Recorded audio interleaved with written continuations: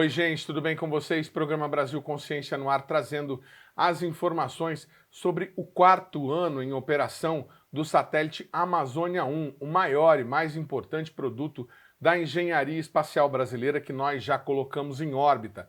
Você vai ver neste programa que o quarto ano deveria significar o fim da vida útil do satélite, mas na verdade poderá ser o começo de uma constelação de satélites brasileiros baseados na PMN, a plataforma multimissão na qual o Amazônia foi montado. Você vai ver detalhes sobre o desenvolvimento do projeto e também a cobertura completa sobre a cerimônia de aniversário realizada no INPE no último dia 28. O programa Brasil Consciência, como você sabe, é uma realização do SINDCT, o sindicato que representa os servidores públicos federais do INPE, do DCTA, do CEMADEM e da Agência Espacial Brasileira.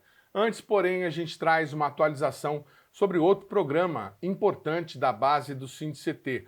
O veículo 14X, o hipersônico brasileiro, parece estar finalmente caminhando para seu desfecho. Nós estamos solicitando insistentemente junto ao IEAV e junto à Força Aérea Brasileira nos últimos 2 anos informações oficiais sobre o avanço do projeto, especialmente depois do anúncio da contratação do foguete Rato, aquele que vai substituir o VS-50 no teste do veículo. Mas nunca obtivemos resposta. A última informação que obtivemos junto à assessoria de imprensa da Aeronáutica foi de que o IAV não estaria com um porta-voz disponível para nos prestar esclarecimentos. Então, cumprindo a nossa obrigação de trazer informações a você, a gente mostra o que a gente tem nesse momento. Tem contratação de obra para adequação dos testes com o veículo. Veja. O projeto, conforme nós já explicamos aqui no nosso programa, pretende dotar o país da capacidade de construir veículos que atinjam velocidades hipersônicas e que possam ser guiados nesse meio. E o principal objetivo desse projeto é demonstrar em voo a propulsão hipersônica aspirada. Por que aspirado? O termo aspirado ele está relacionado ao modo pelo qual se dá a combustão dentro do motor hipersônico. Em vez de você levar o comburente, o oxidante, o oxigênio, como no caso de um motor foguete convencional, nesse tipo de propulsão, o oxigênio é aproveitado da própria atmosfera, daí o termo aspirado. Com isso, você consegue um melhor desempenho, grosso modo dizendo, desses motores, de tal forma que eles conseguem atingir velocidades, no caso aqui do 14X, cerca de Mach 10 a 30 km de altura, de altitude. Grosso modo dizendo, isso equivale a uma velocidade de entre 11 e 12 mil km por hora. Para realizar o teste com o protótipo do 14X, era necessário um foguete. E foi aí que o projeto do veículo hipersônico se cruzou com o projeto do foguete brasileiro. O 14X passou a depender do teste do VS-50, veículo feito a partir do motor S-50 e que serviria como base de testes para o VLM. Para você não se perder nessa sopa de letrinhas, a gente explica novamente. Depois que a aeronáutica desistiu do VLS, o VLM surgiu como novo grande projeto de acesso ao espaço do Brasil. Este foguete seria composto por 2 motores S-50 e por um motor S-44. O motor S-44 é de responsabilidade do DLR alemão, parceiro do Brasil no projeto, e o S-50 ficou a cargo da Avibras. A aeronáutica contratou 6 motores junto à Avibras para todo o programa de testes do VLM, que incluem testes em bancada em solo e também testes em voo com uma versão menor do foguete, no caso o VS-50, com um motor S-50 e um motor S-44. E seria o VS-50, em seu primeiro teste, responsável por também levar o 14X, fazendo 2 testes em apenas um. Ocorre que o Brasil ainda não havia conseguido realizar os testes em banco com o motor S-50 e o IEAV celebrou outro convênio, desta vez com a ESA, a Agência Espacial Europeia, na qual o Brasil se comprometeu a fornecer o VS-50 também para o teste do veículo hipersônico europeu, o Hexafly Int. E para que esse experimento seja realizado, ele precisa ser acoplado a um veículo lançador, protegido por uma coifa, não é como essa daqui, não é? E propelido utilizando um foguete brasileiro, o VS-50, não é? Que constitui uma das contrapartidas brasileiras. A outra contrapartida é a própria campanha, o veículo vai ser lançado de Alcântara, no Maranhão, em 2021. Diante de tantos compromissos internacionais, dos atrasos da Vibraz e da situação da usina Coronel Abner, a aeronáutica desistiu do VS-50 e passou a contar com um outro projeto, o Projeto Rato, no qual uma empresa privada, a MACD, será responsável por fazer um equivalente ao VS-50 para realizar todos esses experimentos. Para que nós consigamos atingir esse objetivo, nós precisamos de um veículo, né? E aí vem a proposta do nosso projeto, precisamos de um veículo que permita colocar este protótipo, né? Este modelo aspirado de voo na altitude que precisamos, na velocidade que precisamos. Esse veículo é conhecido pela sigla de VAH, Veículo Acelerador Hipersônico. No nosso caso, nós propomos o desenvolvimento de um veículo desse tipo, que utiliza propulsão sólida. Daí o nome do projeto, Projeto Rato, que vem da sigla em inglês, Rocket Assisted Takeoff. Então, é decolagem proporcionada por um foguete.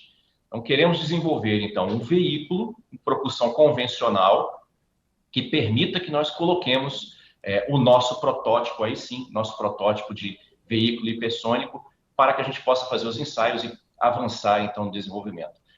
Desde a confirmação da contratação da empresa MACD por meio da FINEP ao custo de R$100 milhões para a construção do foguete Rato, o IEAV tem se movimentado para concluir as obras do túnel de vento T5, que deverá ser usado para fazer o teste derradeiro no protótipo 14X em escala de 1:1.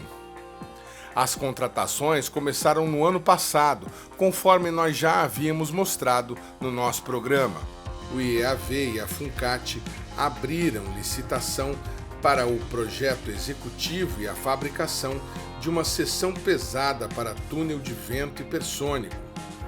Esta seção, segundo o edital, visa permitir o comissionamento do túnel hipersônico T5, que deverá testar o protótipo do 14X em tamanho natural. Em nossa última visita ao IEAV, nós mostramos como estava naquela época, em meados de 2019, a construção do tal túnel. Então, esse é o túnel T5, é o mais novo túnel da divisão de aerotermodinâmica hipersônica, né, o laboratório do professor Henrique Nagamatsu, e ele é o túnel mais poderoso que nós teremos assim que ele entrar em operação. Ele vai ser capaz de ensaiar o nosso veículo, o Wave Rider, no 14X completo, em escala 1:1, nas condições de voo, ou seja, as condições que o veículo vai encontrar voando a 10 vezes a velocidade do som, a 30 km de altitude. O tamanho dele é justamente para ele ser capaz de prover as condições de voo, que são bastante intensas, né? Em termos de número de Mach, de temperatura e de pressão. E o que vai ter aqui nessa ponta? Então, o que está faltando, o túnel ainda não está completo, né? O que falta aqui nessa seção, será acoplada uma tubeira que vai transformar a alta pressão de ar e temperatura em energia cinética, em velocidade, no caso, a 10 vezes a velocidade do som, na pressão e na temperatura que o veículo vai estar a 30 km de altura. E, obviamente, após a tubeira, vai faltar uma sessão de teste, como aquele tanque branco que está ali, né, que vai abrigar o modelo do 14X em escala 1:1. Então, nós estamos falando, além desse comprimento que já foi mostrado aqui durante a sua filmagem, né, nós temos em torno de 4 mais 10, em torno de 16 metros para trás do túnel, não é, que são os dois componentes que estão faltando, a tubeira e a seção de teste. A licitação para a aquisição da seção pesada de túnel de vento, que nós havíamos mostrado no ano passado, foi finalizada pela Funcat, declarando a empresa Moroshima e Companhia Limitada vencedora ao custo de R$ 998 mil. Já a tubeira, que deveria ser montada ao final do túnel, conforme explicou o Coronel Sala na nossa reportagem, foi contratada em março do ano passado ao custo de R$ 2.415.000 junto à empresa Nacional Indústria Mecânica Limitada. Este contrato tinha vigência de 300 dias, ou seja, pela assinatura inicial, o projeto já deve ter sido concluído. Além desses dois itens já contratados, o IEAV mantém uma série de outras licitações abertas na Funcat neste momento, visando o projeto 14X, entre elas a contratação e a execução de um projeto de alimentação de gases automatizado para o túnel de choque T5 que nós vimos, a aquisição de janelas de inspeção para o mesmo túnel, a aquisição de pastilhas baseadas em carbono para aplicação como barreira térmica e ainda a contratação de uma obra para a adequação do prédio do laboratório da Divisão de Aerotermodinâmica e Hipersônica que nós vimos no vídeo. Considerando apenas as licitações já fechadas e aquelas abertas em que há um valor de referência citado no processo, o investimento do IAE no laboratório para testes do programa 14X é de, no mínimo, R$ 4 milhões. Enquanto o IAV se equipa para realizar os testes com o protótipo do 14X, a empresa contratada para produzir o foguete Rato, que o irá impulsionar, apresentou em vídeo as características do foguete. Esse foguete sendo desenvolvido aqui na MACD, ele tem mais de 5 metros de altura, um peso de mais de 12 toneladas, e uma característica interessante é que ele não precisa ser utilizado somente para acelerar o 14X. Mais futuramente, esse motor ele pode compor um foguete maior, que pode inclusive ser utilizado para colocar um satélite em órbita para o Brasil. Então a gente tem aí certeza que a gente vai entregar um bom projeto ao final desse ciclo. O vídeo institucional praticamente confirma o que o Brasil Consciência já havia informado em entrevista exclusiva com o representante da MACD. A aeronáutica desistiu do VS-50 como veículo de teste para o 14X e possivelmente irá desistir também do VLM caso a MACD consiga concluir o foguete, possivelmente transformando a evolução do Rato no novo VLM. Vocês vão partir do desenvolvimento do zero? Vocês pretendem contratar um parceiro com uma solução já realizada, já testada? E uma outra pergunta, vocês vão adquirir os motores S50 da Avibras? São duas ótimas perguntas, Edmond. A primeira, com relação ao sistema de controle. O sistema de controle original do VLM da 50 é parte do DLR, a parte alemã do projeto. Um dos objetivos por trás desse edital é justamente a nacionalização, a maior possível, claro, nem tudo dá para ser nacionalizado, né, especialmente quando a gente fala de eletrônica fina, né?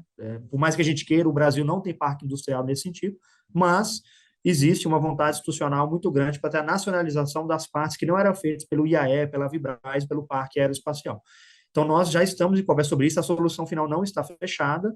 Existe uma vontade institucional da gente aprender com que aquilo que foi desenvolvido e testado com sucesso no IAE, existe essa vontade institucional, então a gente não vai fazer um projeto que seja alheio à vontade do programa espacial. Então, isso é muito importante esclarecer para a audiência. A gente quer fazer algo que tenha sinergia com o programa espacial. Então, nem que seja para a gente continuar de onde parou, já é um bom passo. Outra sinergia que a gente enxerga muito são com as estratégias de controle dos demais veículos lançadores que estão sendo feitos. Então, por exemplo, no edital, no projeto do VLPP da CENIC, em que a CENIC é a executora principal, também tem uma tubeira com controle TVC no primeiro estágio. É um primeiro estágio de 7 toneladas de propelente, um pouco menor que o nosso, que é 12, mas, apesar que o nosso vai exigir um esforço de controle maior, eles estão já fazendo importantes saltos tecnológicos ali. Então, perceba que há toda uma sinergia com o parque aqui, industrial. Então, nós já estamos conversando com os 2 consórcios do VLPP. A gente não quer inventar a roda pela terceira vez. A gente quer fazer algo que tenha sinergia com o IAE em especial. Também, se possível, as empresas que já estão pesquisando isso também no Parque Aeroespacial Brasileiro. Então, a MECD, nós temos aqui a ideia, ter firme intenção de nacionalizar, mas levando em conta sinergias. A solução preliminar vai ser adotada na nossa PDR, que nós vamos fazer a Preliminary Design Review, marcada para o primeiro semestre de 2025. Então, até lá, nós vamos fazer análise de estudos de viabilidade, trade-offs, e na PDR apresentar uma solução que seja a solução mais confortável ali para o comando da aeronáutica, tendo em vista, né, o uso futuro para o VLM. Com relação ao motor da Vibraz, a gente fez a seguinte análise de conjuntura. O Brasil hoje tem 2 locais que já estiveram operacionais para o carregamento de grandes motores foguetes. Um deles, sabidamente, é a usina Coronel Abner, pertencente ao IAE da CTA. O segundo é a Vibraz, onde foi feito o carregamento dos motores F-50. Então, seriam os 2 lugares que potencialmente não só a gente, mas todos os consórcios de grandes foguetes pensaram. Então, a MECD também pensou neles. Há um pequeno problema, os 2 não estão operacionais hoje. Eles são 2 locais de grande capacidade, de grande conhecimento, com engenheiros brilhantes, mas, infelizmente, os dois passam por processo de falta de investimento. No caso da Vibraz, a Vibraz está numa situação extremamente delicada, né? Nem cabe a mim comentar muito, que eu não faço parte do processo, mas a MECD apontou uma terceira via nesse processo, que foi a via que foi aprovada pelo FINEP e aprovada pelo Comando Aeronáutico, que é fazer uma nova fábrica de carregamento de motores foguete nas dependências da MECD, em Paraibuna, né, no nosso site ativo, que já tem autorização para isso, onde a gente já faz o carregamento das bombas. Nós vamos subir um segundo galpão ali, em área já delimitada, em área já autorizada pelo Exército Brasileiro, para fazer o carregamento de motores.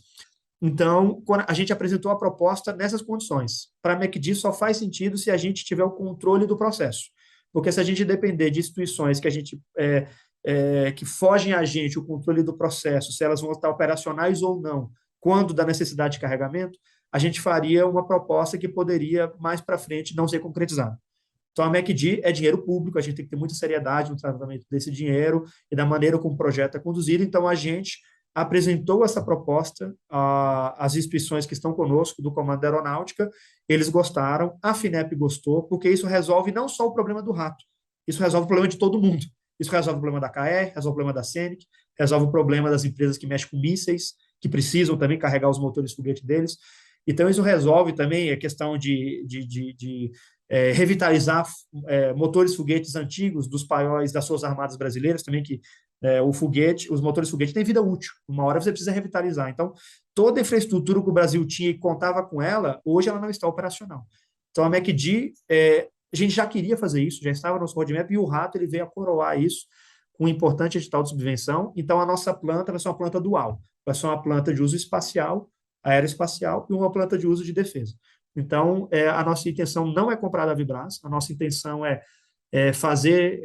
a gente não é uma empresa que faz a bobinagem dos motores, então a gente vai contratar o tubo motor e a gente carrega, faz toda a preparação para transformar esse tubo em motor foguete. Então, esse é o plano atual. O Brasil Consciência vai continuar solicitando um posicionamento oficial do IAV ou da Força Aérea Brasileira sobre o projeto e traremos novas informações para vocês assim que o obtivermos.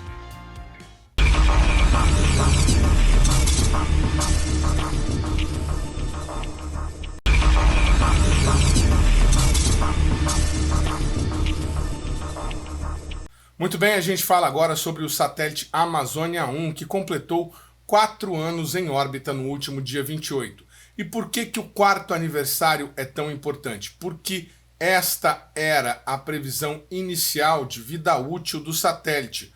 4 anos. Ele deveria estar, nesse momento, sendo desativado por já não ter mais condições de operar. Segundo as informações dos técnicos e responsáveis do INPE, isso, porém, está longe de acontecer. E o satélite Amazônia 1 deverá repetir o que já acontece, por exemplo, com o SCD-1, nosso primeiro satélite colocado em órbita, que está há 32 anos em funcionamento. Não se sabe se o Amazônia 1 irá durar tanto tempo, mas é certo que a vida útil do satélite será bem mais longa do que a previsão inicial. Para você que não conhece o Amazônia 1 e não sabe quais são as características dele, acompanhe nesse vídeo o desenrolar do projeto e por que ele é tão importante para o desenvolvimento de novos satélites brasileiros. Veja. O Amazônia 1 é o primeiro satélite de observação da Terra completamente projetado, integrado, testado e operado pelo Brasil.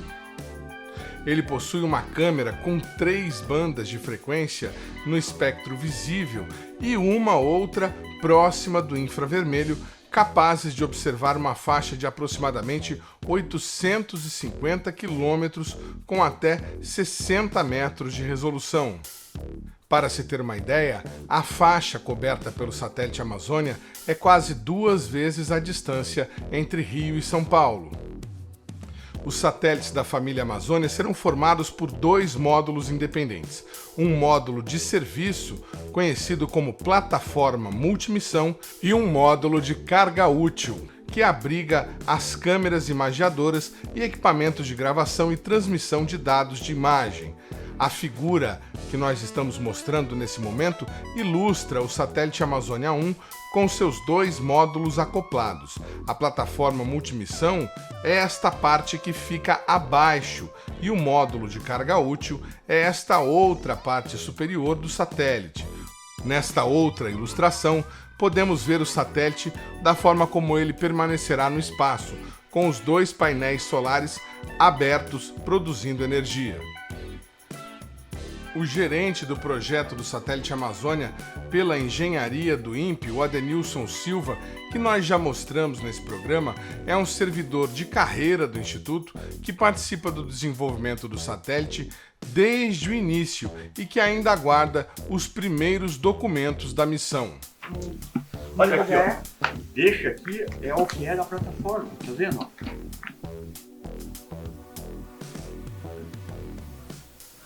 Este documento aqui, nem sei se tem data. Este é de 2013, tem mais de 5 anos.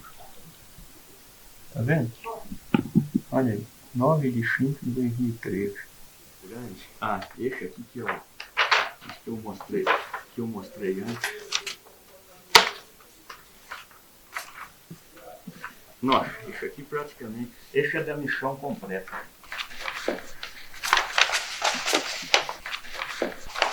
Não, da missão completa é o que eu falo, é do satélite, não da missão completa, porque tem aquele segmento que eu falei, operação, controle. Na verdade, ele está no projeto desde antes do satélite, quando o INPE ainda desenvolvia apenas a PMM, a plataforma multimissão, pensada para ser versátil e atender diversos tipos de uso. O projeto Amazônia, formalmente ele iniciou no ano de 2008, né? Foi quando foi definida que ele seria uma missão de sensoriamento remoto óptico. Foi quando definiu a missão. Mas o projeto como um todo, a gente iniciou um pouco antes. Foi por volta de 2002. Por quê?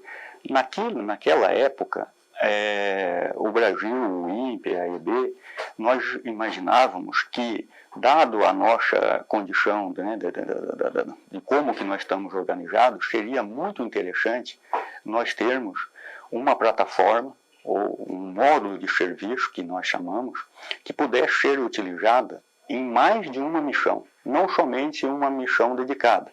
Por quê? Porque nós temos necessidade de missão de chancelamento remoto, temos necessidade de missão científica e tem várias condições de órbitas e várias condições de como que o satélite tem que operar. Então, baseado nessa ideia, em 2002 foi iniciado o projeto, né, chamado Plataforma Multimissão. Mas ele não era não viajava nenhum satélite. Então, se trabalhou-se de 2002 até 2008, onde foram desenvolvidos e foi organizado o sistema que nós chamamos, né? Um satélite ele é composto por equipamentos, subsistemas e o sistema. Então, nessa fase inicial foi definido o sistema e alguns subsistemas. Em uma outra conversa, o Adenilson descreveu algumas das vantagens do projeto. Então é o seguinte, ó, a gente tem o Brasil aqui, tá vendo? Essa é a linha do Equador. Sim. Então, quando a gente começou a projetar a plataforma multimissão, nós queríamos que um satélite que fosse capaz de operar aqui em órbita equatorial, viajando basicamente essa região amazônica, essa coisa aqui, que fosse capaz de operar em baixa inclinação, que é as órbitas do satélite SCD, que você conhece. O SCD está a 25 graus aqui em relação a essa linha. E que também fosse capaz de operar em órbitas polares, que é o caso do Cibers. Por que uma órbita polar? Como a Terra está rodando, eu tenho, a cada 5 dias, a capacidade de imagiar completamente o globo. Qualquer parte do globo eu tenho condição de imagiar a cada 5 dias. Além disso, essa plataforma ela foi planejada para operar 600 km de altura até 1.200 km de altura. Entendeu?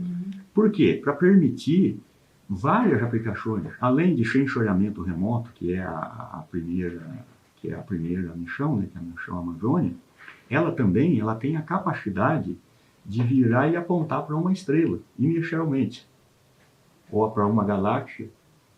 Isso permite que você tenha missões científicas. Sim, você vira a câmera.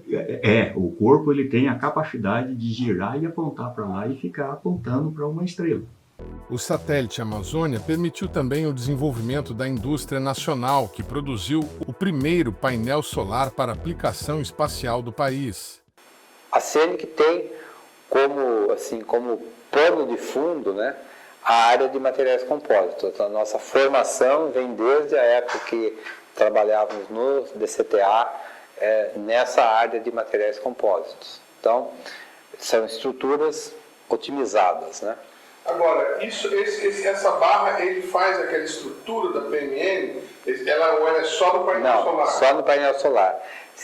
O painel solar da PMM é algo parecido com esse daqui, tá? Também em fibra de carbono. Esse pedaço aqui, esse cupom aqui, na realidade ele foi retirado de um painel do Cibers, não da PMM. Então ele tem uma coloração diferente, porque ele recebe um isolamento elétrico aqui, num material chamado Kapton. Mas a essência da estrutura do painel solar da PMM, que também foi desenvolvido por nós, é exatamente igual. Qual seja, um núcleo de colmeia de alumínio e uma folha de face em fibra de carbono. Na PMM você tem 3 painéis ligados e os painéis são conectados à estrutura do satélite através dessas barrinhas aqui. Na realidade, são 2 barras, né, que formam esse yoke. Isso aqui é chamado de yoke arm, é o braço do yoke. E o yoke, ele em inglês a tradução é forquilha, né? Então, parece uma forquilha mesmo, que conecta o painel solar ao corpo do satélite. Existe um equipamento no satélite chamado de SADA, que ele orienta o painel solar angularmente. Então, quando do lançamento, você faz um empacotamento, esse braço é dobrado, os painéis são dobrados e tudo isso fica empacotado, grudado no corpo do satélite.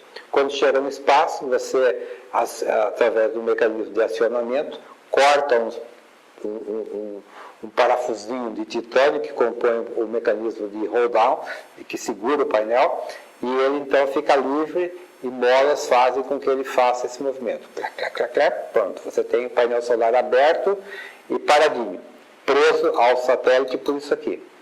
Vamos ver agora imagens de alguns dos testes aos quais o Amazônia foi submetido.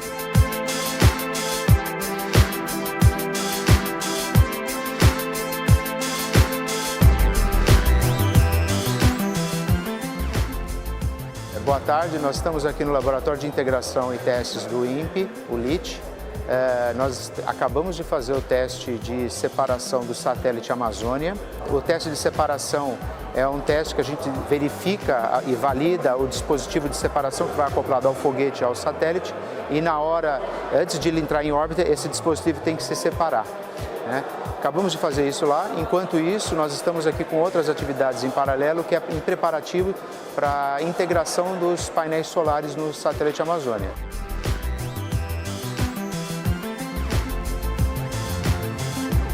É a primeira asa, o primeiro painel. Eles estão fazendo umas verificações elétricas, estão fazendo pontos de aterramento, melhorando isso e fazendo uma verificação que estava armazenado por alguns dias, né? Assim que a gente terminar lá as atividades, a gente começa a integrar o painel, esse painel, aí depois tira o outro painel do container e vai fazer a mesma coisa aqui, vai abrir, nós vamos checar toda a integridade dele e integrar ele ao satélite. Com os dois painéis integrados, a gente pode ir para os testes dinâmicos que envolvem vibração e acústico.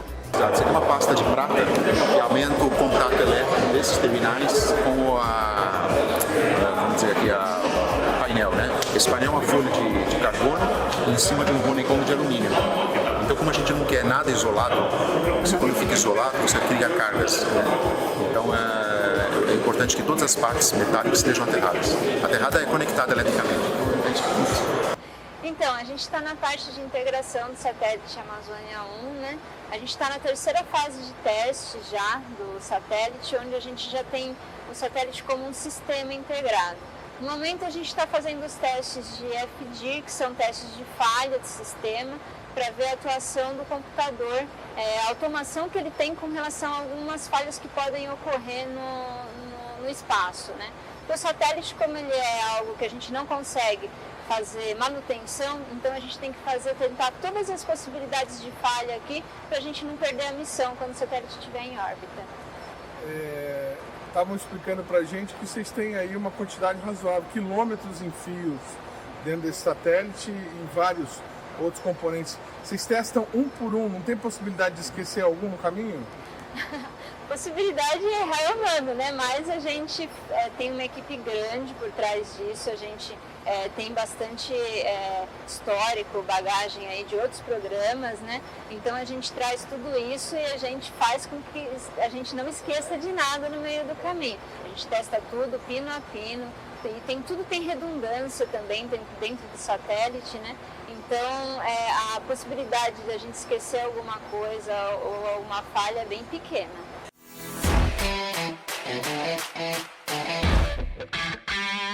Bom, o satélite que vocês estão vendo aqui é o Amazônia 1 FM, é o primeiro modelo desse satélite. A gente já fez a integração do modelo de engenharia. Agora nós estamos concluindo a fase inicial, que é toda a integração do satélite, montagem dele e os testes iniciais. O satélite é dividido em dois grandes módulos. O módulo de serviço, que na verdade é a plataforma multimissão, e a parte de cima, que é a carga útil, onde vão os subsistemas que fornecem os serviços que o satélite foi planejado. A gente está concluindo a amarração final interna do satélite. A cablagem, que tem uma grande dificuldade, porque envolve muitos cabos. E para isso a gente só consegue o fechamento se a gente concluir toda essa amarração, limpeza, inspeções internas, qualquer observação antes do fechamento. Então não é simplesmente o fato de fechar. Por que é tão importante ter esse cuidado? O que pode acontecer com esses cabos aí e prejudicar a missão? Durante o lançamento pode ocorrer devido ao excesso de vibração do lançador, pode ocorrer escapar alguma peça, algum cabo, equipamento, tudo tem que ser revisado. Só que nessa fase do processo atual do satélite a gente está envolvido mais com a cablagem. Terminada essa montagem, a gente vai realizar os testes ainda com ele todo fechado, né? E aí, após isso, começam os testes ambientais. Então, vão ter outros testes que são testes de vibração, testes acústicos, testes em câmera termovácuo, né, de simulação espacial, teste de separação com o dispositivo de separação do foguete. Terminado todas essas fases, esses testes, aí a gente faz um teste final e estaríamos prontos para ir para a base de lançamento. Satélite Amazônia montado, testado, aprovado. E agora, o que acontece? A gente vai entrar na fase de verificações finais, né? Porque nós passamos por uma campanha estressante ambiental, que foi vibração, acústico e o termovácuo, né? Que durou por volta de 20 dias somente o termovácuo. Então a gente tem verificações finais, montagem de painel, alinhamento e depois disso já é preparação para a campanha de lançamento, ou seja, embalagem para que nós possamos enviar para a Índia todos os satélites e todos os equipamentos. Esse processo de embalagem e o envio deve acontecer quando? Olha, obviamente, como eu disse, que a gente ainda tem que fazer teste, montagem e alinhamento, mas eu creio que vai ser a partir da segunda quinzena de novembro e as primeiras semanas de dezembro.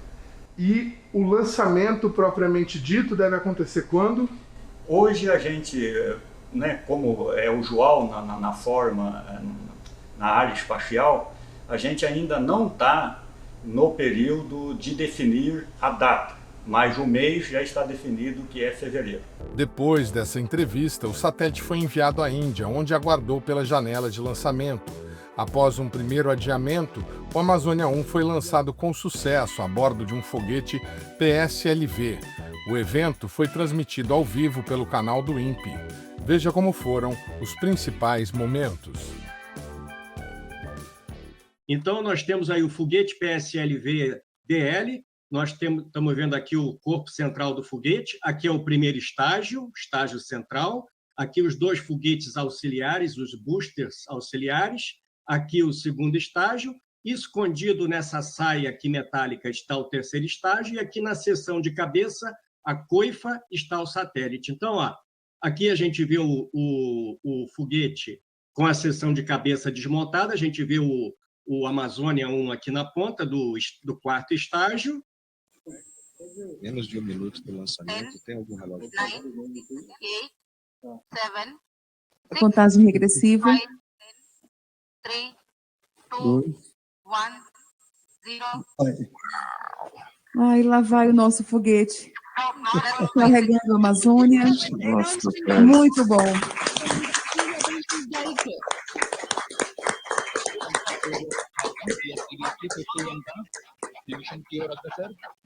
Lá vão dezenas de anos de trabalho de todos nós. Como a sua eterna morada. Tô calmo. Mas que ele tá.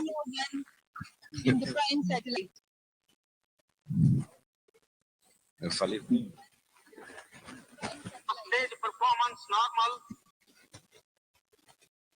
ROD के अभी घोषणा के अनुसार Aqui na tela o Adenilson, o Geilson, nossos colegas do INPE em primeiro plano, com o coração sem dúvida, saindo pela boca. O Amazônia já aparece ali na ponta, sem aquela proteção, como o Renato comentou.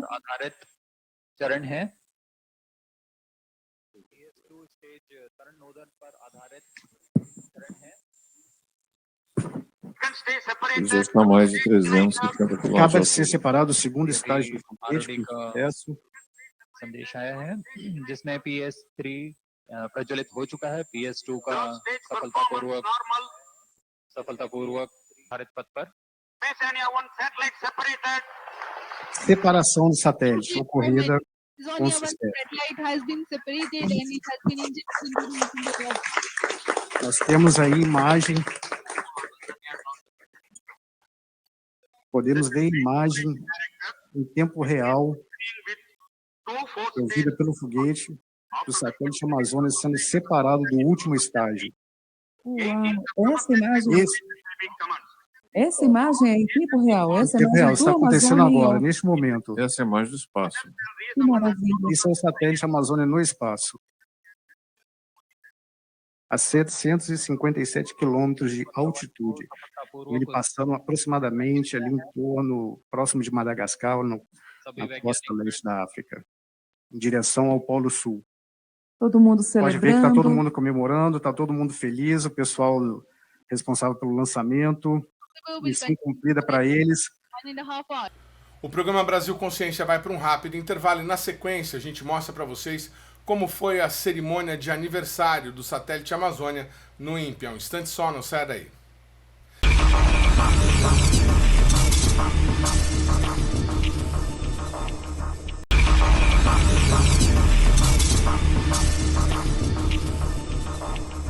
Terceiro bloco, o programa Brasil Consciência de volta, e a gente mostra para vocês agora como foi a cerimônia de aniversário do satélite Amazônia realizada no INPE no último dia 28.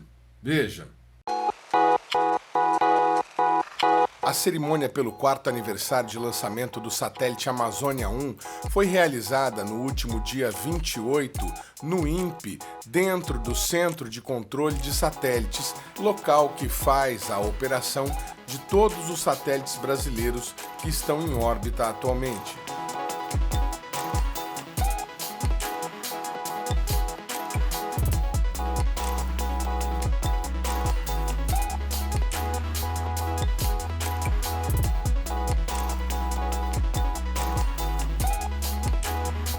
O evento foi marcado para as 9h30 da manhã, momento em que aconteceria uma das 14 passagens do satélite sobre o Brasil durante o dia.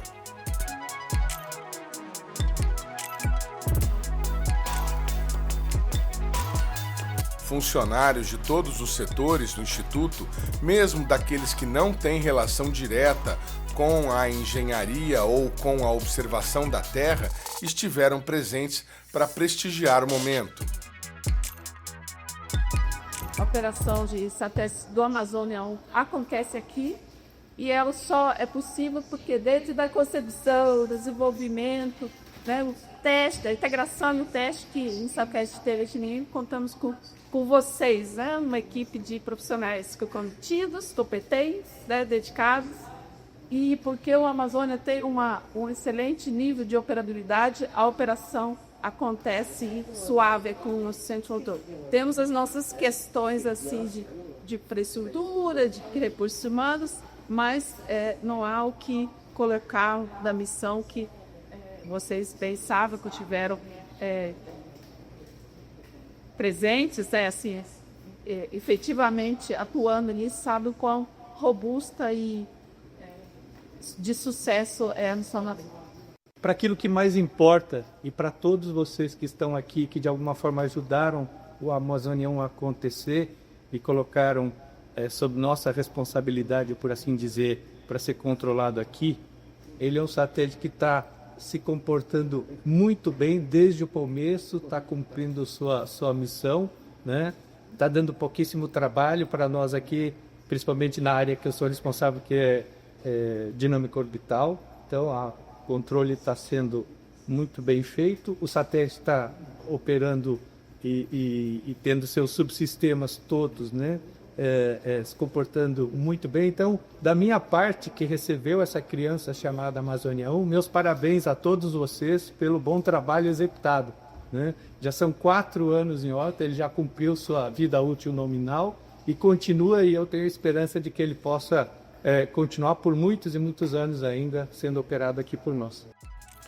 Às 9h30 da manhã, dentro do horário previsto, o satélite Amazônia 1 iniciou sua passagem sobre a área abrangida pelas antenas do INPE. Começou.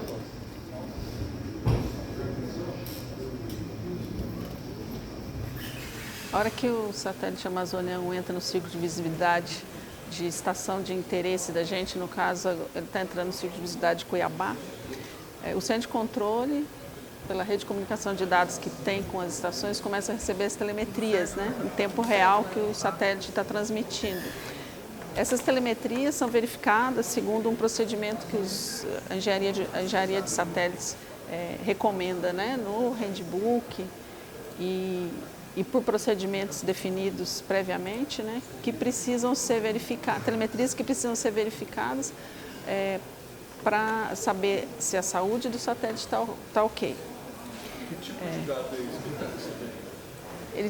que são assim, telemetria de diferentes subsistemas, de diferentes equipamentos, né, e a gente faz alguma verificação específica, né, de tensão na bateria, telemetrias que são bem específicas, que indicam a saúde do satélite, que é a resposta de um conjunto de telemetrias, que a gente chama de telemetrias X, que elas condensam as telemetrias que nos reportam que a saúde do satélite está ok, né?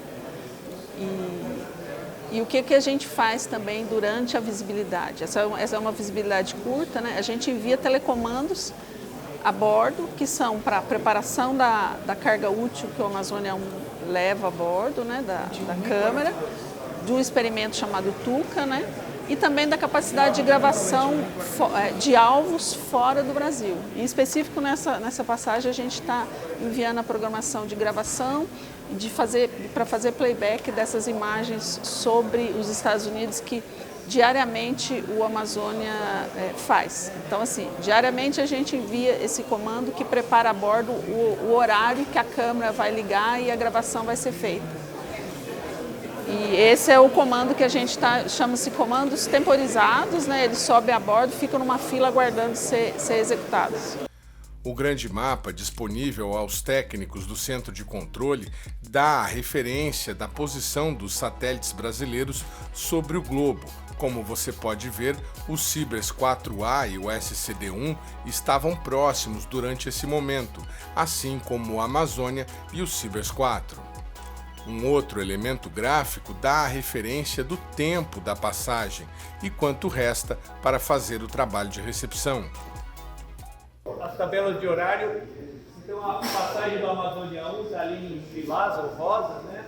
E a linha vermelha, vertical, é o instante atual. Então ela está se deslocando para todos nós sabermos quando vai acabar, quando a faixa, a barrinha lilás terminar, a linha vermelha cruzou, significa o fim da passagem. E se tudo correr bem, porque todo esse conjunto de informações que está aí, depende do setor que eu faço parte há muito tempo, que calcula, propaga a órbita, etc., e, digamos, traduzido de uma forma mais palatável. Então, se tudo correr bem, a realidade, no sentido do acesso eletromagnético ao satélite que a gente está recebendo em tempo quase real através aqui das telemetrias de bordo, vai coincidir com o instante final ali de perda de sinal. Então, vamos aguardar mais um pouco. Por enquanto, está tudo correndo muito bem. E aí vocês poderiam se perguntar assim, mas como que ele sabe se ele está do outro lado da célula? De tantos anos aqui, só pela calmaria demonstrada de eles estarem verificando, e os sistemas automáticos que quando tem telemetria fora de limite aparece um alerta vermelho na tela, como nada disso está acontecendo, então continuamos todos de parabéns, porque o satélite continua se comportando do jeito que a gente tem visto há tantos anos já. No meio da cerimônia, o diretor interino do INPE, Antônio Miguel Monteiro, chamou a atenção para uma curiosidade sobre a escolha das cores presentes no painel. Aqui, você sabe por que aquela linha rosa, a cor é rosa? Diz não é cor, por que é rosa? Eu cheguei a Andréia Mulher e a gente resolveu fazer a linha e o satélite rosa. Então, parabéns para todos. A linha do Amazônia é rosa em homenagem à engenheira, que a engenheira é a Andréia, uma mulher, e quando a gente foi fazer as definições tanto do STK quanto do Timeline, a gente escolheu o rosa para homenageá-la, que era a primeira engenheira mulher que estava tendo aqui. A engenheira no centro. No centro de controle, a engenheira Andréia do centro de controle.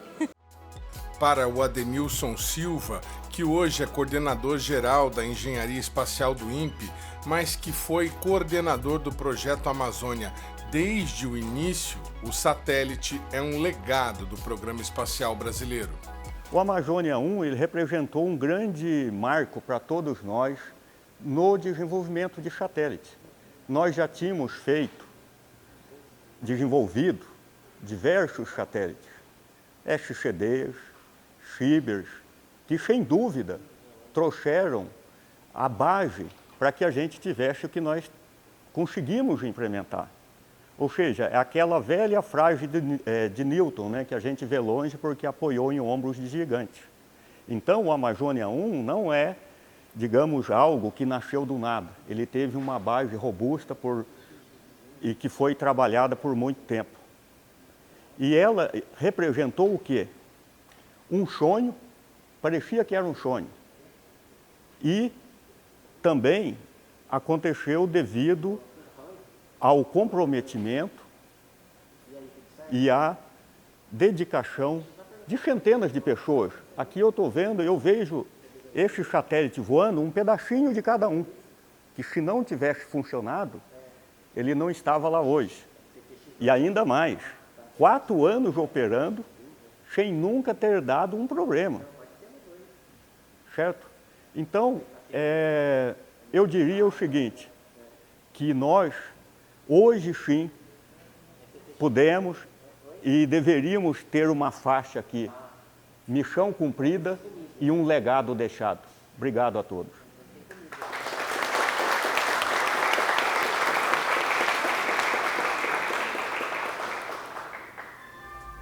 O novo diretor do INPE, Antônio Miguel Monteiro, ressaltou a importância da participação de servidores e colaboradores no projeto.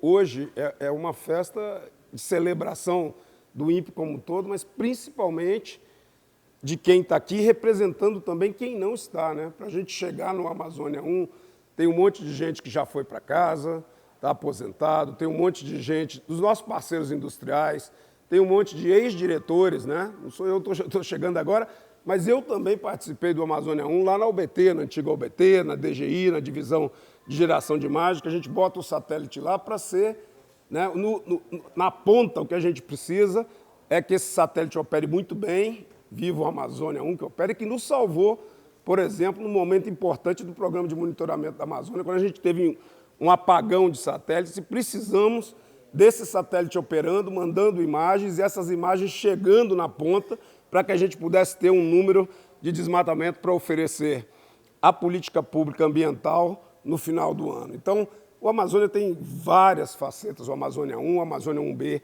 outras, e o programa de satélite, para mim, é muito parecido com o herbário. Não sei, todos conhecem, talvez o que seja o herbário, mas o herbário, para mim, é a representação da ciência, né? É um conjunto de pessoas completamente anônimas que vivem ali a vida inteira, ninguém sabe, coletando coisas, montando, botando, fichando, catalogando, para depois algum cientista popstar, porque a ciência passou a ser meio pop nesse século, né? Mas ela é construída, como disse a Nilson, e um grande cientista que nunca foi pop, que é o Newton, né? Ela é feita por muita gente, né? Então, quando o cara publica o paper dele numa revista de impacto, ele foi lá no herbário, ele teve que passar por lá. Um satélite, Clésio está aqui, que participou disso, é um dos ex-diretores. Temos vários outros, né, que participaram dessa empreitada, Gilberto Câmara, lá atrás o Halpe, que começou a Mega. Enfim, é uma história. E, num programa de satélite, é isso, né? É um monte de anônimos. Para a gente, ninguém conhece, a maioria não conhece nenhum de vocês. Eu conheço uma boa parte, porque eu tenho 40 anos de serviço público, uma parte de vocês eu conheço, alguns não estão aqui, por exemplo, os da DGI, Divisão de Geração de Imagens, Josi, Ivan, enfim, e outros que estão em casa, né? Mário Silingardi e alguns outros, né? Então, é só isso, eu não quero tomar muito tempo, mas dizer e agradecer, porque esse é um momento de celebração única, é um momento de celebração conjunta e é um momento de celebração institucional, sem nomes, não é o diretor, não é Adenilson, é o Amazônia 1, que é um produto do INPE que vale a pena. Então, obrigado a vocês.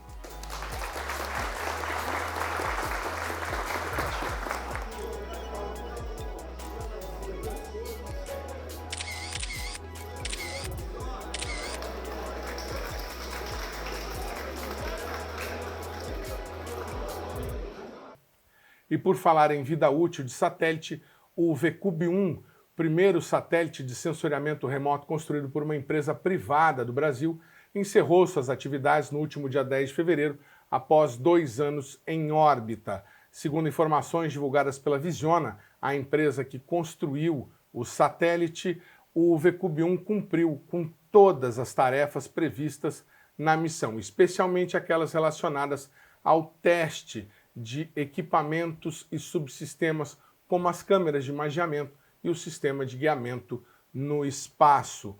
A Visiona foi selecionada pela FINEP para construir um outro satélite de sensoriamento remoto maior e dotado com uma câmera de altíssima resolução que deverá ser colocada em órbita em até 2 anos. A gente tem acompanhado esse projeto e vamos trazer novidades para vocês assim que nós obtivermos. O programa Brasil Consciência de hoje vai ficando por aqui. Você que quiser conferir os demais conteúdos produzidos pelo SINCT deve acessar a nossa página na internet que está aí para você na tela nesse momento. Dúvidas, críticas, sugestões e reclamações, nosso e-mail está sempre disponível para lhe atender. A gente fica por aqui e volta na semana que vem com mais uma atração inédita para vocês. Tchau, gente. Um abraço.